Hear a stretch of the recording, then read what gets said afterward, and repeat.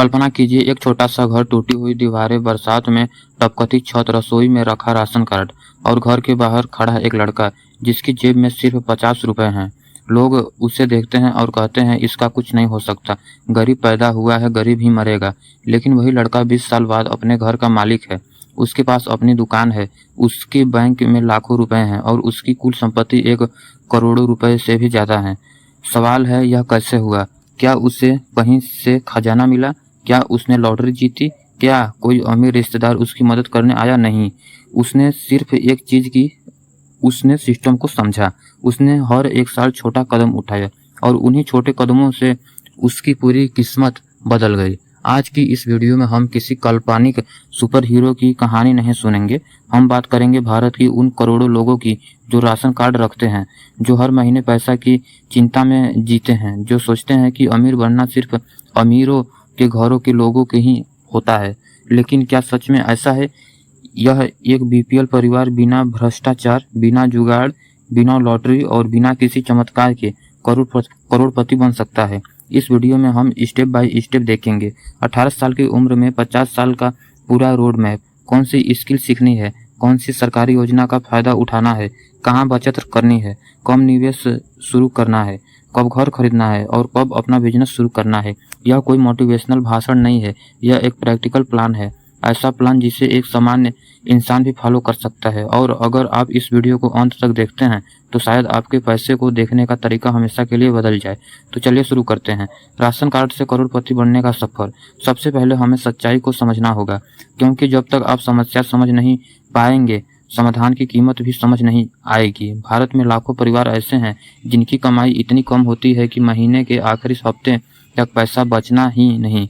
सुबह उठो, काम पर जाओ, कमाओ और शाम तक पैसा खर्च हो जाए, फिर अगले दिन वही कहानी। ऐसे स्थिति में सबसे बड़ा नुकसान सिर्फ पैसा का नहीं होता, सबसे बड़ा नुकसान सोच का होता है। जब इंसान रोज संघर्ष करता है तो उसका पूरा ध्यान सोच पर होता है, कल की योजना बनाना मुश्किल हो जाता है। यही वजह है कि बहुत से लोग मेहनती होने के बावजूद आगे नहीं बढ़ पाते। उनके पास मेहनत की कमी नहीं होती, सिस्टम की कमी होती है। और यही सिस्टम हम आज सीखने वाले हैं, क्योंकि अमीर और गरीब में सबसे बड़ा अंतर कमाई का नहीं, आदतों का होता है।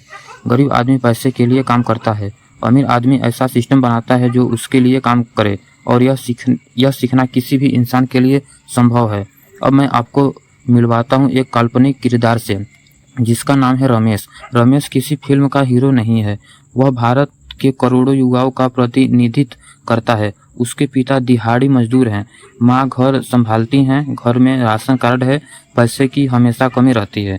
लेकिन एक दिन रमेश फैसला करता है कि वह अपनी आने वाले पीढ़ी की कहानी बदल कर रहेगा, और यही से शुरू होता है उसका करोड़पति बनने का सफर। पहला कदम होता है खुद को डूबने से बचाना। रमेश की उम्र अब 18 साल है। 12वीं पास करने के बाद उसके सामने 2 रास्ते हैं। पहला रास्ता सारा दिन दोस्तों के साथ घूमना, मोबाइल चलाना और किस्मत को कोसना। दूसरा रास्ता कोई ऐसा हुनर सीखना जो पैसा कमा सके। रमेश ने दूसरा रास्ता चुना। क्यों? क्योंकि उसने एक बात समझ ली थी, गरीब आदमी की सबसे बड़ी पूंजी पैसा नहीं होती, उसकी सबसे बड़ी पूंजी उसकी स्किल होती है। अगर जेब खाली है तो लेकिन स्किल मजबूत हो तो पैसा वापस आ सकता है, लेकिन अगर स्किल ही नहीं है तो मौका मिलने पर भी फायदा नहीं होगा। इसलिए रमेश ने मोबाइल रिपेयरिंग सीखना शुरू किया। दिन में सीखता, शाम को छोटी छोटी रिपेयरिंग करता। पहले महीने 500 कमाए, दूसरे महीने 1500 रुपये, फिर 3000 रुपये। कमाई छोटी थी, लेकिन पहली बार उसके हाथ में अपना कमाया हुआ पैसा था, और यही पैसा उसकी सोच बदलने लगा। अधिकतर गरीब परिवार एक गलती करते हैं, जैसे ही थोड़ा सा पैसा आता है वह खर्च हो जाता है। नया फोन, नई बाइक या ऐसी चीजें जो जरूरी नहीं है। लेकिन रमेश ने अलग किया। उसने फैसला लिया, हर महीने थोड़ा पैसा बचाऊंगा, चाहे सिर्फ 100 रुपये ही क्यों न हो। शुरुआत में यह मजाक जैसा लगा, दोस्त हंसे, रिश्तेदार हंसे, लेकिन रमेश जानता था धन बनाने की शुरुआत बड़ी रकम से नहीं, आदतें से होती है। 21 साल की उम्र तक रमेश ने 10,000 जमा कर लिए। कुछ लोगों को यह रकम छोटी लगेगी, लेकिन गरीब परिवार के लिए यह एक सुरक्षा कवच था।